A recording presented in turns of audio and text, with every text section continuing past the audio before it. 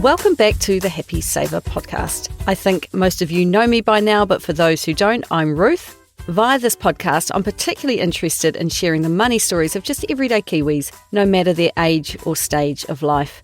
And I learn their story and condense it down so that you can hear helpful, relatable, and hopefully useful information shared by fellow Kiwis who've gone out on a limb to speak with me and share their experiences, their tips and point of view on personal finance right here in Aotearoa. So let's crack on. Today I'm looking forward to telling you all about 37-year-old Tui and her partner Marcus, who's 35. Now, my guest today wanted to remain anonymous, and these days I just let people I speak with choose their own names, and she chose one of my absolute favourites, Tui. Now, we predominantly spoke about her journey, but further on she does weave in some information about her partner Marcus. Now, Tui came across my podcast during lockdown, and it was after hearing the money journeys of so many other Kiwis that she felt she would have a good story to share herself, one that would inspire others to improve their financial lives, just like listening to this very podcast helped her to do the same. Now, Tui described herself as someone who has worked hard to get her financial house in order, and in the last 3 years in particular, she's made really great progress. She had spent her teens and 20s gathering life experiences by living and working overseas, getting an education, beginning a career in the wine industry, and also buying a home with a friend. But more recently, she has increased her understanding of personal finance. And when she added that new knowledge to her situation, well, she's moved ahead, now with her partner Marcus, in leaps and bounds. And amid a pandemic, they actually bought the house from her friend. Both have changed careers and both are focusing on debt reduction and getting ahead. So I know you are going to enjoy learning how that has all worked out for them. But before I get too far ahead of myself, I'll take a quick moment to tell you about Pocketsmith, today's sponsor.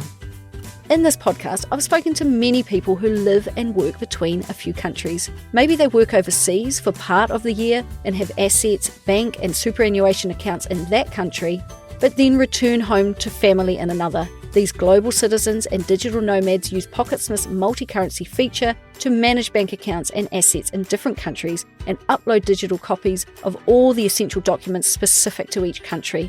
This gives them the confidence to do their own financial admin and keep the cash flow, flowing, no matter where they are in the world. Use Pocketsmith to keep track of your whole financial life in one place, no matter if that place is here, there, or somewhere in between. If you want to supercharge your finances with Pocketsmith, they've got a deal for you. Happy Saver listeners get a whopping 50% off your first 2 months of Pocketsmith's premium plan. To get your deal, go to pocketsmith.com/thehappysaver. That's pocketsmith.com/thehappysaver.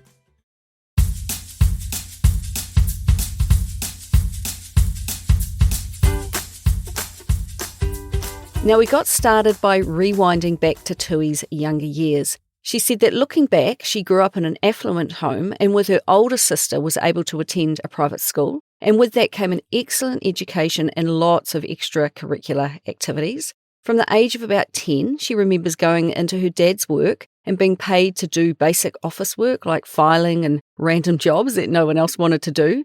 Some days during the school holidays, she would go in for 3 to 4 hours at a time, getting paid about $10 an hour, which was pretty awesome money for a young kid. And there were no complaints from her at the time, she said. And her memories of that time was that she was pretty happy to head off to work with him. So she had the willingness to work from a pretty young age. When I asked what she did with the money that she made, she said that she and her sister were always a little bit different in terms of their spending habits, with Tui always naturally being a bit of a saver of the money that she made. She remembers going on summer holidays each year and they would get daily pocket money allowances of $1 to $2 a day to buy themselves an ice cream or a wee treat. Now, Tui would barely spend it and would more or less hoard it so that by the time they returned home, Tui would have most of her money still and her sister would have zero. Now, spenders get a bit of a hard time, so I had to ask what her sister was like these days. Now, she is still a spender, but she has learned to enjoy her money and spend some, but also set herself up financially for the future, and she is doing really well, Tui said. So what did Tui's parents teach her to do with the little bits of money that she was making throughout the year? Were there some money lessons there, I wondered? Well, no, not really. That was where she thought the lessons taught at home just didn't go quite far enough. It sounded like, as is quite common, she was not taught much beyond saving money for immediate or short-term goals. So ultimately, kids are taught to save up and then spend everything they have and then just repeat the process. She always liked to have something to show for the money she spent and would use some of her money to go out to enjoy the experience of movies with friends to create memories and to save towards a bigger item. If they had a holiday planned, she would save up in anticipation of that, she said. When she hit about 16 years of age, the lessons about money, they did change up a gear. She would get given $50 to $60 a month with the intention that this would teach her how to budget. Now, she was expected to use that money to pay for all of her social outings and some clothing, but she said that while the intention was good, the execution of it was not well defined, and if she went shopping with her mum and found something that she really liked, then her mum would just buy it instead of Tui. So there were good intentions, but the follow-through wasn't quite there, she said. And with a teenage daughter of my own, I know I'm guilty of this too, stepping in to pay when I should just let her experience that feeling of spending her own money. To her credit, my daughter will often say, just back off, Mum, I've got this. Now, when Tui was 17, she picked up a waitressing job at a restaurant. The job came about due to the proximity of her workplace to her home, and it sounded like one that she just gently moved into. Now, these are often the best jobs to get. There's no big, daunting interview process. Often the introduction and recommendation is made by a friend, and the timing was right that the restaurant simply needed help and she was available to work. She doesn't recall ever making much money at that role, but it was a good experience nonetheless. She worked just 1 to 2 evenings a week, and I wondered how she juggled that in her final year of school. It turned out that she had an enormous amount to contend with in her final year at school.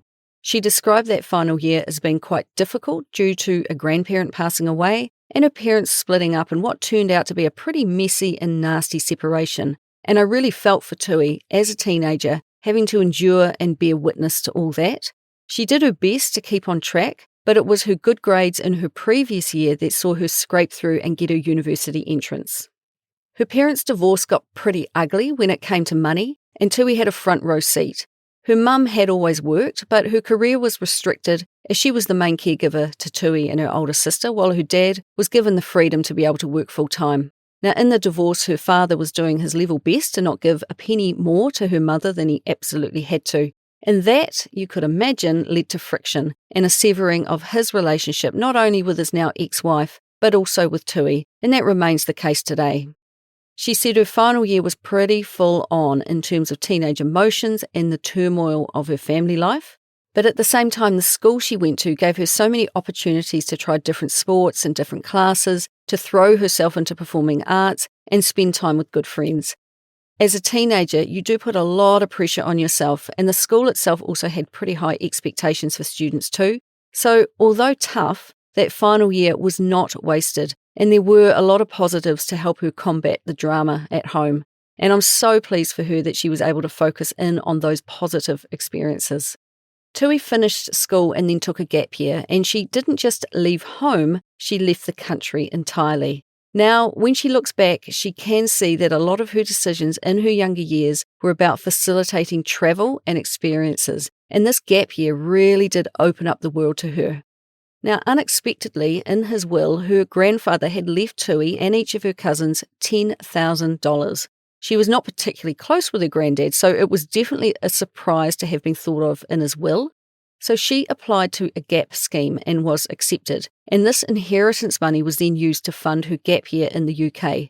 Now, there are apparently, I learned, many schemes out there specifically aimed at helping teenagers have a year away. She had the choice of working at a school or an outdoor education facility. The idea was that they would help place you wherever you decided to go, and they would smooth the way for you, giving you a point of contact and helping with any issues. She left in early January of 2004 and spent a full 12 months away, and she absolutely loved it and still reflects back on it today. Now, Tui, who had attended a private school herself, ended up working in a private school in Dorset in the UK, which was quite a different experience, she said, as most of the students were boarders, separated out into houses of around 50 students, and she helped look after one of those houses. There were other young adults like herself called Gap Girls or Gap Boys from all over the world looking after other houses. She went over on a volunteer visa and she was paid just £80 a month. She was given free accommodation and food and was expected to work just 4 days a week, leaving her plenty of time to explore. She worked mainly in the boarding house, where she would do breakfast duty and supper duty. She wouldn't cook, but would do all the setup and the cleaning. And she also helped in the school tuck shop and the office. And they also tried to find work for gap kids in their area of particular interest. And in Tui's case, she loves the theatre, so she'd go and help in theatre classes. Now, other than those tasks, she was just generally around, being the responsible adult about the place, which was pretty ironic as she was only 18 years old herself. But she said it was a really fun experience and such an eye-opener to be 18, away from home, and getting to decide and do everything for herself. And she is amazed that she had enough common sense around money that it all worked out. She and her mates would find cheap flights and head to other countries on their days off because they were so close by and everything was just so accessible. I asked Tui how she managed financially while she was away because 10,000 New Zealand dollars exchanged into pounds was still not a lot of money, even back in 2004. Now, for the most part, she did really well at controlling her spending and living within her means, she said. Everything was relatively cheap over there and her money did seem to stretch quite far. However, she did remember in the last couple of months asking her mum for just a little bit extra, just a small amount, to tide her over until she came home. Now, I find that gap years are quite polarising. Some see it as a waste and some as a wonderful experience. And from the details Tui shared with me, it sounded like a really valuable time in her life and it helped to give her some future direction. But she found that coming home after such a dynamic year away took some adjusting. She felt quite restless as she had been away, had such an international experience, but upon her return, everything back home was just the same as when she'd left it. So Tui needed to find her next move, and because she had always been interested in the outdoors and horticulture at high school, she had it in her mind to just jump on a plane, fly over to Australia to work in the wine industry, particularly to take part in a grape harvest. She hadn't exactly thought through the logistics and the money, but her restless spirit was on the search to do something. Her mum, however, stepped in, and Tui said they had quite a, quote, robust conversation about her future, with her mum encouraging her to settle into some study instead. The reality that she wasn't going to have that overseas harvest experience was a tough pill to swallow, but because mums are often right about these sorts of things, Tui found a course that she could study at Lincoln University, which is a 25-minute drive from her mum's home in Christchurch, and she enrolled in 2005. She began a Bachelor of Viticulture and Enology, which is, she said, a 3-year degree designed to educate graduates who want to get into the wine industry. And it's a pathway into a sought-after industry. And as soon as she could finish, she would be able to launch herself into the working world and also back into travel and vineyard harvests. In 2005, and in preparation for uni, she went to a bank to open an account, and straight off the bat, her bank offered her both a credit card and a $2,000 overdraft. Because she considers herself a saver and was out of debt by this stage, she just always hated debt. She remembers thinking that she was walking into a trap by accepting this offer. It felt so irresponsible that they would offer that to her, someone with effectively no income and no money. But because she thought that this is what you did when you went to study, she accepted both. She recalled that in her final year, and she still does not know what possessed her to do it, but she made her bank reduce the limits on both. She just never liked the idea of being an overdraft and carrying a balance on her credit card. Such a terrible idea and feeling, she said. And she remembers this moment mainly because all of the bank staff within earshot looked at her like, what are you going to do that for? So for her first 2 years of study, she lived at home with her mum, commuting out to campus, and I asked her how she got there. When she first got her licence, she said she had the use of an old family single cab ute, and her sister had learned to drive in it, and now it was Tui's turn. It had no power steering and a manual gearbox, and I could imagine that it looked quite out of place at her private school because it was not flash by any stretch of the imagination. And when she returned from overseas, she was allowed to use it again. From her mum's point of view, she knew she could only fit 2 passengers in it, it was very slow, and it was cheap to run. I think that using your parents' cars for as long as you can get away with it is another useful budgeting hack for teenagers and students. Yes, you will have to pay for petrol and perhaps warrant of fitnesses and servicing, but because you don't have the outlay of purchasing the vehicle itself, well, that is a huge saving. Now, Tui would have liked to enter a hall of residence in her first year, but she enrolled too late to apply. And this is not a bad thing in my experience. Living at home, if you can do it, is a far cheaper option, and Tui promises you that you will still make friends on campus. Only in her third year at uni did she go flatting out near campus, paying just $60 a week for rent, which was just the best score at the time, she said. She also worked throughout her study, and for Tui, her friendly nature paid off when she struck up a conversation with the manager of her local liquor store one afternoon soon after she started at uni. She said they had a really awesome chat, and then suddenly he's like, "Are you looking for a job?" So she worked there one night a week and all day Saturday for the first 2 years of study. And it was a fantastic job due, in part, to the staff specials and staff discounts. Plus, it was close to both Lincoln and Canterbury universities, so there was a great atmosphere with students coming and going. During the long holiday break over the summers, she also picked up full-time work in vineyards both in North Canterbury and Marlborough, and this gave her two things: money and hands-on experience in the wine industry. Tui needed to work to support herself, and while her father offered no financial support at all, as a way to help Tui out with her education, her mum, who was still finding her own feet, didn't charge her rent or board. Accommodation and food costs are the single biggest expenses of a student, and one that students unfortunately have to borrow money for. So this was a huge help from her mum. But there was the expectation to step up and be an adult and do certain chores and to cook a couple of times a week and just generally be helpful around the home. It was no longer the full-service hotel you get when you're a kid. Tui paid for her education by taking out a student loan, but because she was managing to live at home, she needed to borrow less money. She said that it was when listening to my podcast, where I interviewed people who actually thought about how to pay cash for their education before going, that she was simply amazed that they did that. She said she knows it sounds ignorant now, but she just thought it was the norm that you just got a student loan for your education. She didn't even comprehend that she could save money and pay cash, because she doesn't recall having anyone around her who did that. And if she did make money, no part of her thought to put it towards paying for a university paper with cash, when it could be put to use going to something like the Hokitika Wild Foods Festival instead. Now, sadly, this is not an uncommon thing for me to hear, and I'm hoping to change that point of view by having people just like Tui speak about the alternatives to student loan debt.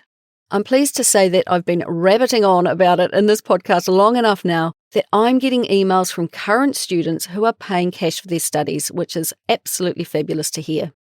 In her final year, she was actually able to claim a student allowance, which was based solely on the income of her mum. Now, I wondered how that came about.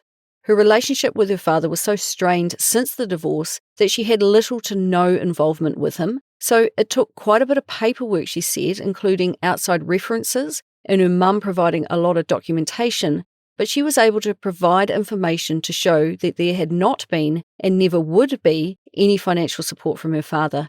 That meant that they only took her mother's income into account, and her income was at a low enough level to qualify Tui for a student allowance of about $180 each week. Because her rent was just $60 a week, she could afford to live comfortably enough on this amount, and hindsight told her that she could have applied for this earlier had she known about it. In her third and final year, she also picked up work closer to university. It was bar work, and she did a couple of shifts a week. So with her student allowance and income from her part-time job, she made enough to live and still have a great time. In total, she amassed about $16,000 in student loans. Being able to live at home during her first 2 years, also working a part-time job during term time and picking up summer vineyard work, and then receiving a student allowance in her final year absolutely helped to keep her student loan low. And I honestly think that had she had the knowledge and experience that she has now, she could have come out debt-free and still had a great time. So she had enough of a level head to study and work simultaneously. She said she didn't have the highest academic record, but still she proudly has her degree on the wall, and both that ability to work plus having a qualification has opened doors for her over the years, and it helped her into a career of winemaking focused work. Now, her first job out of university was on a North Canterbury vineyard, just doing minimum wage vineyard work. She might have the degree that showed what she is capable of, but it still meant she started at the bottom of the heap when it came to the work she did, and it was shockingly low paying, she said. A selling point of any tertiary qualification is that you will earn more money because of it. But when she started work, having a degree didn't mean you earned 1 cent more than someone who had not studied. She thinks that this is slowly changing in that industry, and COVID has seen vineyards become more flexible with hours worked and also with pay rates. It used to be, here's the job, like it or lump it, but today vineyards are trying to make working for them more appealing, and that includes considering the fact that a recent graduate may have more knowledge and skills than someone coming into the industry for the first time with none. She ended up at her first job purely because her boyfriend at the time was working on the property. Another chance conversation, this time with the vineyard owner, ended with them asking Tui if she happened to be looking for a job at harvest time. Heck yes was the answer, and finally she got to take part in a harvest.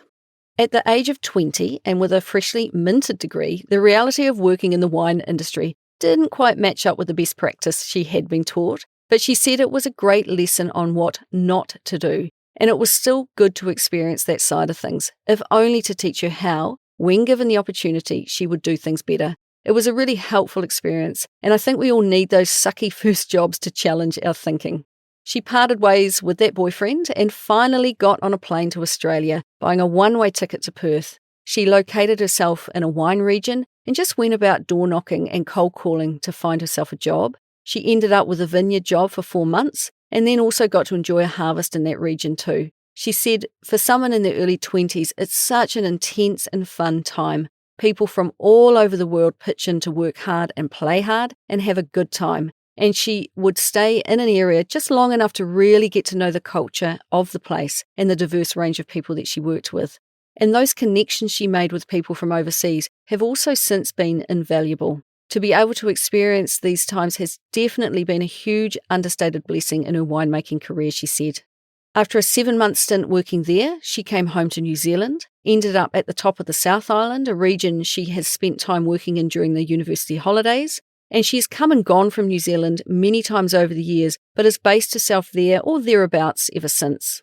Now, you know I had to ask her about her student loan repayments while she was both in and out of New Zealand working. So you must start making repayments towards your loan, even if you are still studying, I should point out. If you earn more than $21,268 a year, which is $409 a week before tax. Now, this is the repayment threshold, and it is the job of the IRD to begin to collect payments from you, and they will take 12% of your pay. If you are outside of New Zealand for around 5 out of 6 months, you might become what the IRD calls overseas based, and interest could be applied to your loan. And for those thinking about leaving the country, it absolutely makes sense to talk to the IRD before you leave to ask about your situation. Now, it may not surprise you to hear that interest on her student loan just didn't factor into her decision-making at all. She did know about it, but she was just nonchalant about it and thought she'd just deal with it when she got home. And she thought, look, what's an extra couple of hundred in interest on a $16,000 loan? Now, out of interest, I did some math on that assumption. Currently, if you are deemed to be living outside of New Zealand, 2.8% interest is calculated daily and added to your loan balance at the end of each year. So, after a year away, her loan would grow to $16,448. After 2 years, $16,908. After 3 years, $17,381. After 4 years, $17,867, and after 5 years, $18,367. You get the idea. You pay interest on your interest. Within 5 short years, her loan could have grown by $2,367. Her loan was small in comparison with many. I went to uni with people who left New Zealand with no intention of ever making payments, and I dread to think what they owe today. So I asked Tui when she started paying attention to her student loan because I was aware that she had actively paid it off. Using the top of the South Island as a base, she grabbed opportunities to work grape harvests overseas in places like Germany and America, for example, and she bounced back and forth to various countries for a couple of years, working 3 to 4 month stints. Tui had avoided any other kind of debt, always managing her income well enough to cover all her immediate and short-term expenses, such as plane tickets, much like she did when she was a kid. But it was during one period back in New Zealand when her mum ended up gifting her some money towards her student loan, and it was that event that motivated her into action. Now, this sum of money, which was about $5,000, was some kind of reparation to do with her parents' protracted divorce settlement. And because Tui was in and out of New Zealand, she had made her mum a signatory in her absence, so that if she needed to access anything official, her mum could do it for her. And it was because of this that her mum was aware of Tui's student loan balance, because the statements were being sent to her mum's house. So her mum directly deposited the $5,000 onto Tui's student loan, meaning that the decision about what to do with the money was taken right out of her hands. Much like others I've spoken to, the student loan balance often seems like a mountain too big to climb, but it was after seeing her balance drop by such a meaningful amount that something clicked for Tui, and she thought, you know what, I can do this, I can pay this thing off. She was planning a trip to the US to do a harvest, and she just got the idea in her head that she was going to get the student loan paid off before she left. Creating that goal definitely spurred her on to just get rid of it. In my view, this is where student loans need more parental intervention. Firstly, to step in before a student loan is taken out by discussing alternatives, and secondly, to get their tamariki to take it seriously and take their head out of the sand once they have taken out student loans. Tui was earning about $16.50 an hour, which must have been at or just marginally above minimum wage when she decided to get after her loan. As well as 12% automatically being skimmed out of each paycheck, she was also making voluntary payments on top of that as well. Whenever she had spare cash, she threw it at her debt. Now, it took her 18 months to pay off, and she was 28 when she made the last payment. And I asked if she recalled making that final payment. Absolutely yes. She said that she had worked out that via her wages the debt would be completely gone within a month, but she was impatient to just get on with life, so she scraped together the amount owing and she made the final payment. She opened a bottle of wine to celebrate her achievement, hence the title of today's podcast, I'll Drink to That. Now, this is a remarkable achievement and shows what you can do even on a really low wage if you decide to get after it. So what advice would Tui now give to somebody who has decided they want to head into tertiary study? Now, she doesn't want to put pressure on high school students, but would encourage them to really think about creating the routine of putting some of their income from their part-time and holiday jobs aside for higher education, and to apply for scholarships, as many as you can. And yes, a hall of residence is fun, but you don't have to do it. You can still have a great time and make plenty of friends by living at home or living more cheaply in a flat. And what would she say if, even after you had tried your best to avoid debt, you still took some on? She just wishes that people would take student loans more seriously, because their impact on your life is bigger than you think. They do affect your ability to travel for long periods overseas. When you work in New Zealand, they take 12% of your paycheck. And if you want to buy a house, well, they definitely impact your ability to borrow. She said, quote, if a bank were to give you an interest-free loan, you wouldn't be like, oh, well, it's just free money. You know there are big consequences to taking out a loan with a bank. But people seem to think government debt is inconsequential, and she is telling you that it has consequences. Yes, it is interest-free, but it doesn't mean it's free. You have to pay it back, and owing it does actually have an impact on you later down the track. Years later, when she visited a mortgage broker, they asked her about student debt, and by then, of course, she had none, but asked what impact having one would have had, and they said, well, yes, absolutely, it would affect your ability to buy a house, because your income would be 12% lighter each week. If you make less, you borrow less. Plus, having 12% of your pay taken away each week means it takes a lot longer to save up a deposit, or to save up for anything else for that matter. Because, like her, not many students think about buying a house in the future, of course. They just have no idea that having a student loan would impact future lending potential. No idea, she said. And once again, I think there is a role for parents and trusted adults to play in educating their kids about the future impact of the decisions that they make today. Now, after another working trip to America and one to Australia, she decided it was time to come home to New Zealand and to be an adult and to get a serious job. And she managed to get a winemaking job, which she soon settled into. In the back of her mind, she had always planned to buy a home, but had no real guidance around that or what it looked like. So she went to a mortgage broker just to get an idea of where she was at. Now, their advice was invaluable, and it helped her understand how much of a deposit she would need and how close she was to being able to afford a home. and she advises wannabe homeowners to do this exercise long before they think about visiting an open home. But she was closer than she thought, and with just another year or two of aggressive saving, she found out that she could be ready to buy a home. But as she saw house prices begin to climb, she became pretty dismayed at what her money would buy her. A rundown granny flat was not the home she had envisaged for herself, but it was what she could afford on a single income. She went house hunting by herself and became more and more dejected by what she saw, and she was lamenting the crappy houses she was viewing to a friend who was also talking about buying a house, when out of the blue he said, "Well, I'd buy a house with you." And all of a sudden, they both realised that this was the best idea ever.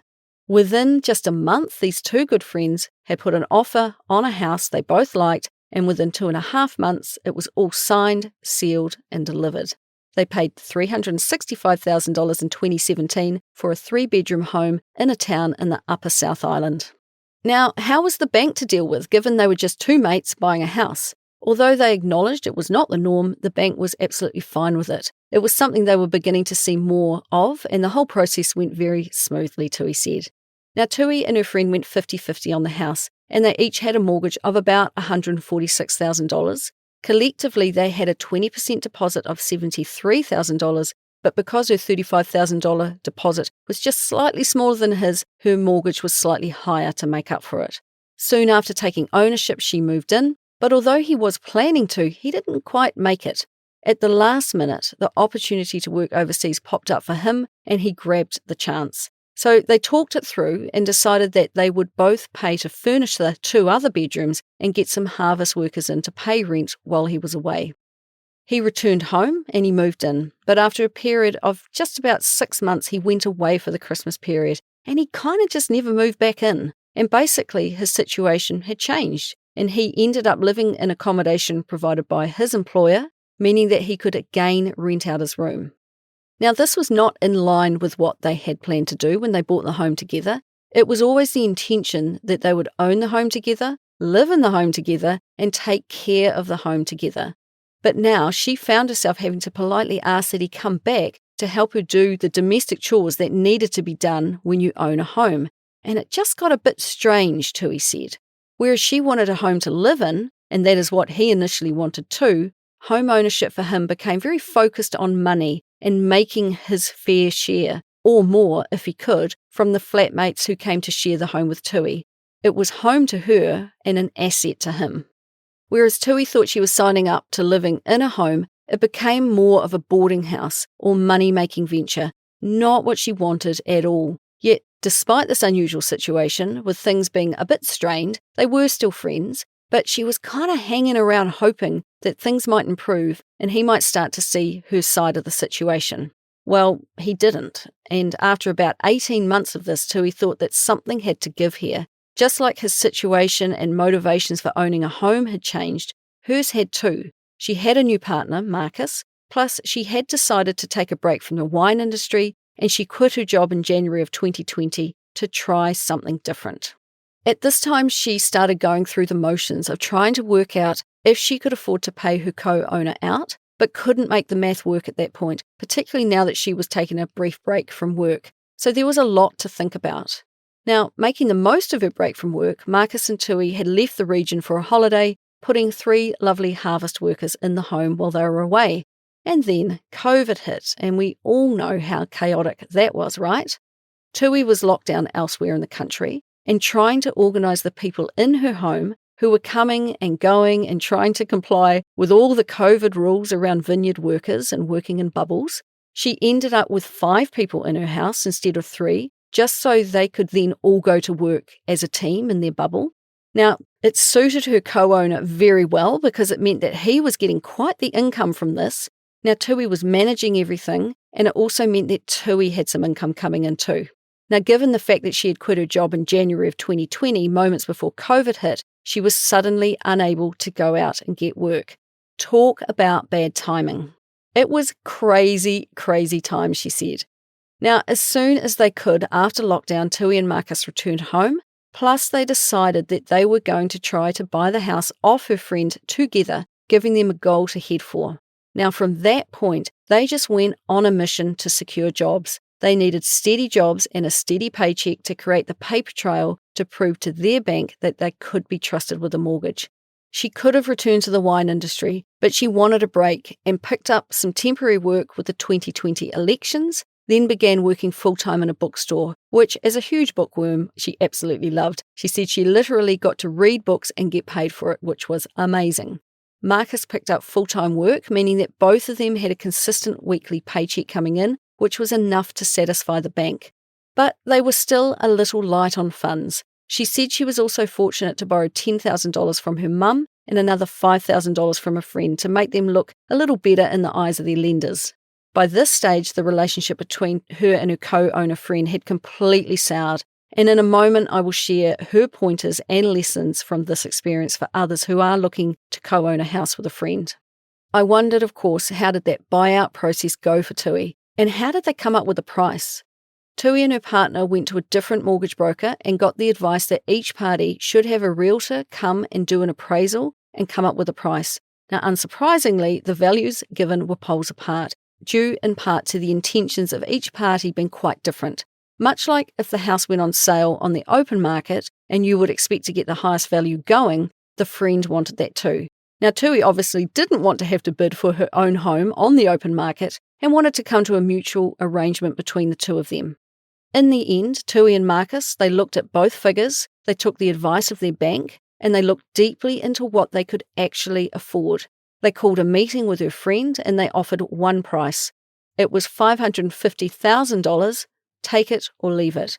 And he took it. I asked if any part of her just considered selling the house, moving out and moving on, as it would have been very clean that way.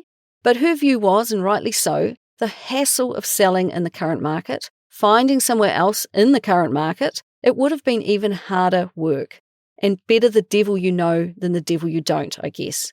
She said that in the end, you sometimes need to let go of the situation and just come to peace with it. And in the end, she did, saying to Marcus that they had done their homework, they'd put in the best offer that they could, and what will be, will be.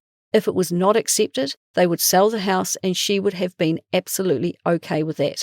They had walkaway power, which is a valuable asset in any transaction. Tui and Marcus joined their finances to buy the home, plus he used his KiwiSaver to add to their deposit, seeing them taking on a new mortgage together of $310,000. Now, let me share with you Tui's absolute musts before signing on the dotted line when buying a house with a friend. They are as follows. Number 1, time frame. How long does each party hope to own the house for? Stick to the time frame where possible, or have really good communication if you want to extend. Number 2, take a deep look at the person you are buying with. Their habits now will show you their habits when you own the house together. Number 3, how does the situation look once the property has been purchased? This includes a number of aspects such as who takes care of the cleaning and maintenance of the property. Again, how does this look if one of the parties moves out during your agreed time frame? How will bills be paid? Is one person in charge, or do you need a bank account you share for house expenses? Now, Tui learnt this the hard way when she became the responsible one, having to always chase up when rates or insurances would be paid and making sure her friend's money would be in her bank account when needed. And in the end, she asked for a house account that they shared, although this came about almost 2 years after owning the house together. You need to also agree how you will split any money from any extra people who might live with you in the house. Now, this was a contentious issue between Tui and her friend. Who knew, she said, that there were so many ways to divvy this income up? Now, number 4, very important, have an exit strategy. Talk about how you intend to sell the house once the time frame is up. Does this involve one person buying the other out? How and what selling looks like to you, whether that be an auction, with open homes, etc., it's important that you talk about that. How do you both agree on the price of the house if one wants to buy the other out? 5, and finally, Tui said it might sound a bit pessimistic, but should things go south with the time frame or the person, it is always a good idea to think about when you might pull the plug with the agreement. Life is too short if the arrangement is not working. Now, unfortunately, the friendship ended its season, as sometimes friendships do, but Tui soon got on with moving on, and that included getting a new job. Once the dust settled, she found a new job that she absolutely loves, working as a logistics manager for a company in her region. It is in a completely different industry to wine and books, and she finds it a refreshing change. She started there in 2021, and if she were to work full-time, could earn $70,000 per year, which is a big step up from what she was earning in the wine industry. However, she often works a few hours less a week, so she said she'd put her salary at about $65,000 a year. Still, this is the highest income she has ever earned. She took a huge leap of faith to completely change her career, and she said that if I had told her that after leaving her wine job, she would be in a more satisfying role, getting paid more, she would have found that incredible. And she wishes she could have told herself that everything will be okay, or actually even better. She had contemplated going back to study, but at the end of the day, her initial qualification, coupled with her extensive variety of work experience, plus the ability to be just a darn nice human being, and those are my words, not hers, she's too humble to speak so well of herself, it meant that she had all the skills many employers would need, and what she didn't know about her new role, well, they could teach her. Her employer, she said, is super flexible, and she works between their warehouse or her home, and they trust her judgment on where she needs to work from. And once again, I think we have COVID to thank for this flexibility. But she has not completely turned her back on her previous career, and she has a second job working at a local cellar door just one day a fortnight, earning $24 per hour. It's a flexible job where she is meeting some lovely people and is enjoying keeping her toe dipped into the wine world, plus she gets a monthly wine allocation as a bonus. Now, Marcus is an apprentice builder now, and he is loving it. He also had a big career shift away from the armed forces, and he is currently earning a living wage of $23.65 an hour, working about 45 hours a week, with a huge opportunity to earn more as he becomes more qualified. They also have a fourth income stream. They still have short-term boarders living with them, sometimes a single person and sometimes a couple, and they pay $185 a week per person, inclusive of power, internet, it's a furnished room, electricity's provided, and just the basics too, such as washing powder and what have you. It's a good deal, they think, and much easier to just have them paying one set amount instead of trying to divvy up the bills. Now, I like how they, like many do these days, myself included, bring income into their whare from a variety of sources. I think that it adds variety to your working week, and it also means you have a wide range of marketable skills, which gives you more options if one part of your working puzzle ends or needs adjusting. So, where does she see their financial future headed as a couple? She got quite into the barefoot investor and has implemented many of his strategies. And whereas I wondered if she might be pretty fierce about having her money be hers due to watching her father treat her mother that way, not so. They have combined their finances to a large degree, and I think that is testament to her being able to step back and look at lessons learned from watching her parents and then deciding what will work for her. Tui and Marcus are paid on the same day, and they sit down and they direct their money where it needs to go to pay the mortgage and buy groceries and petrol and what have you. Once a week, she sits down and writes down what they have spent that week. Neither of them are frivolous spenders, so it's easy to see where their money is going, and that keeps them both on track. And they have worked out exactly how much it takes to run their household and have come up with a figure, and they have created a budget around that. Now, in music to my ears, and given that I was writing this up right at the time when Cyclone Gabrielle had created such havoc and tragedy up in the North Island, Tui and Marcus have an emergency fund of $10,000. That could do a lot of good for them if ever such an event happened in their life. Plus, they have an extra account where they direct 20% of their pay so that they can make lump sum contributions to their mortgage when the bank allows them to. Now, the only money that they have separately is actually their splurge money, which goes towards whatever they want, whether that be a hobby or saving up for something in particular. They have now been a couple for 4 years, and for all intents and purposes, their money is together, meaning that they are working collectively towards a common goal. Now, my sister Liz summed it up when she said that when her and her partner, now husband, combined their money, it was them against the world, and because they were working together financially, it was one less thing to worry about, and Tui feels the same way. She said that when she hears of couples who are obviously committed to each other, perhaps they own a home together and even have children, yet are still doing separate finances, she just wants to ask the question, why?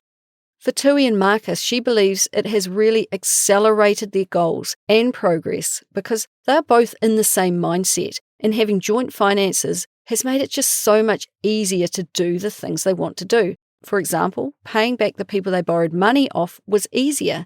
They think of their money collectively and were doing it together.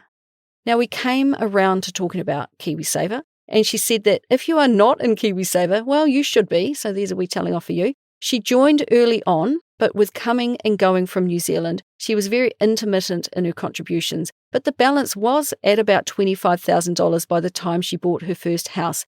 So it actually made up $25,000 of her $35,000 house deposit. I asked her thoughts on draining your KiwiSaver to buy a house, and she's on the fence with this one. She couldn't have bought a house without it, but wonders if perhaps she could have had she known she might need to one day, so let me explain.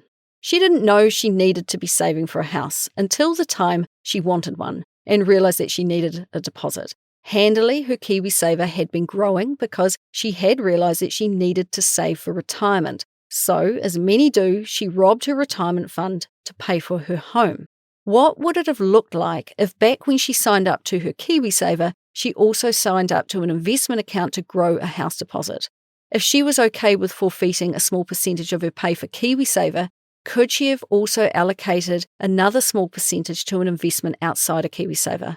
Now, I know it wouldn't attract employer contributions or the meagre annual contribution of $521 from the government, but from small acorns, mighty oaks grow. Money compounds and grows if you invest a little and often, and then just leave it alone. Just like that student loan incurred a little more interest each month and then grew her debt, the opposite is true for investing. Now, I know that this is certainly the angle that I'm taking with educating my daughter, telling her that 3 things are very likely to happen in life. She may choose to study, and she may want to buy a home one day, and she will want to retire one day. By saving for all 3 from the get-go, it gives her options and money if and when any of those things happen. And I'll let you know how that goes. Now, if you are wanting to buy your first house this year or next, I get it, you will use your KiwiSaver because chances are you have no other savings. But if you have a much longer lead-in time, please consider, as I'm teaching my daughter, plan for several scenarios.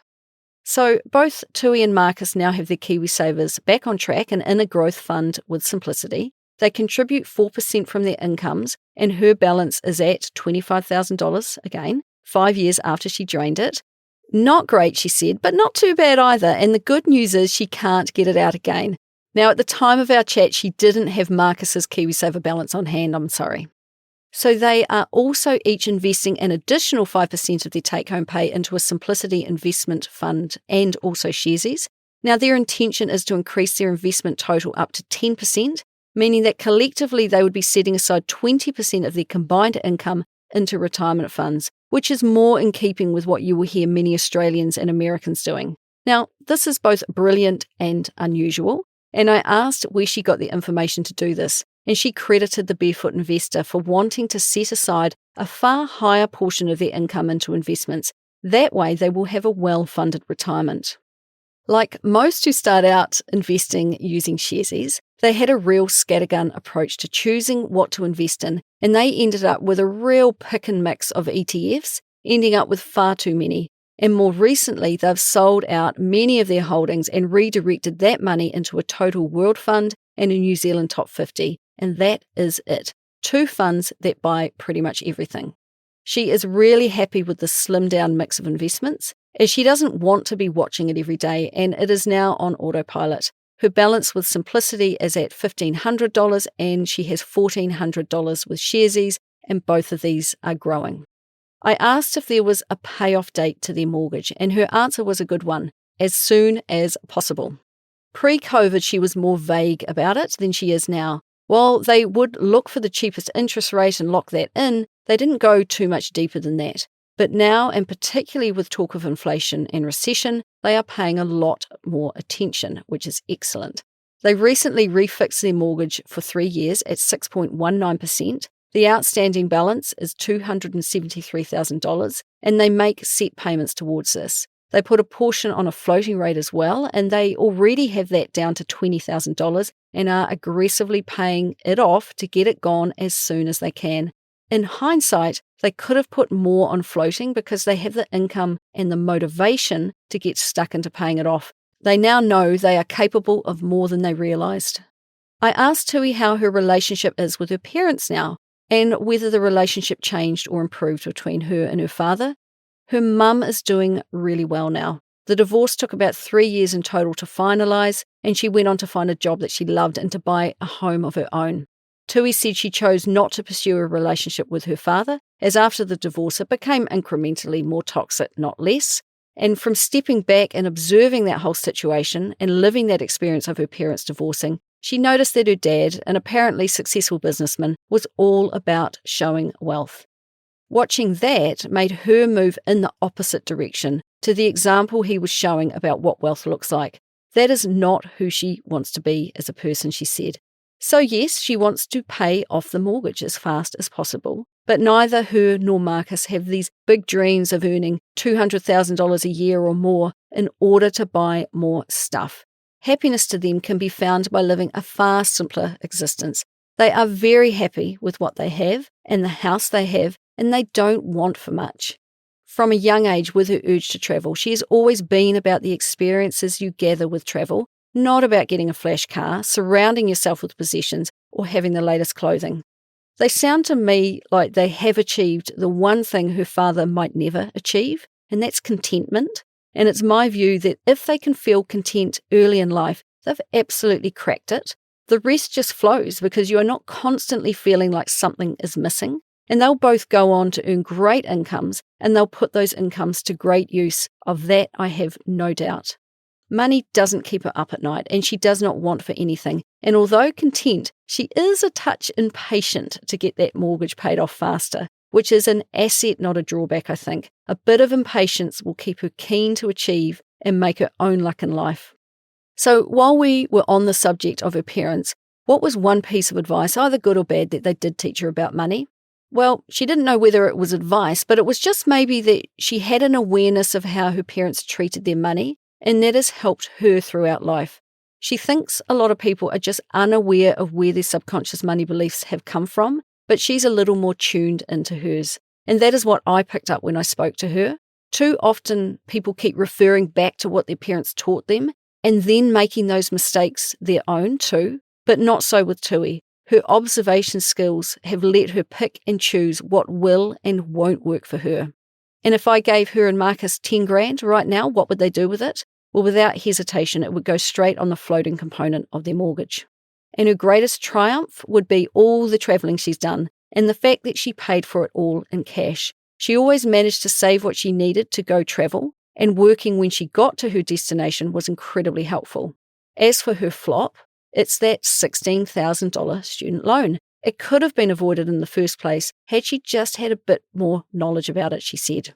She is now fastidious, she said, with her budgeting, and definitely gets her nerd on and really enjoys looking at their numbers, she said. So when I asked her what they spent on groceries each month, without hesitation, she said $500 or sometimes even less, which I found staggering. So my next question was obviously, well, how on earth do you do that? Well, they cook at home and they buy in bulk at Bin Inn and other local retailers. She said it sounded weird to say in this day and age, but they just don't buy treat food. A bag of chips and onion dip on a Friday night is pretty much as radical as it gets. And nor are they big drinkers, which is ironic given the industry she was in, which can get incredibly expensive. She used to be, but at that time, she got a wine allowance, and since leaving the wine industry, they don't drink that much. They have a small vegetable garden, which has been a really great learning experience as well as a source of food. And she just grows the easy stuff that they know they'll eat, like spinach and lettuce and carrots and strawberries. And she reckons she's actually grown about $300 worth of strawberries this year alone. They are also mostly vegetarian and have been for years, and that's cheaper. Plus, they have a great circle of friends as well who have fruit trees and share other things from their gardens. And they share a lot of resources and produce, and it's a nice community, and it keeps the costs down too. And what about cars? Well, that trustworthy old ute is gone, I'm afraid. They have a used hybrid that they bought for $17,000 in mid-2022. and I was really surprised to hear that they took out a loan for it, purely because the timing was a bit off and they got backed into a bit of a corner. But as far as car loans go, it was small and they paid it off fast. In order to pay for the car, they got a $2,000 government rebate towards the deal, and they sold Marcus's old car and put that towards the deal too.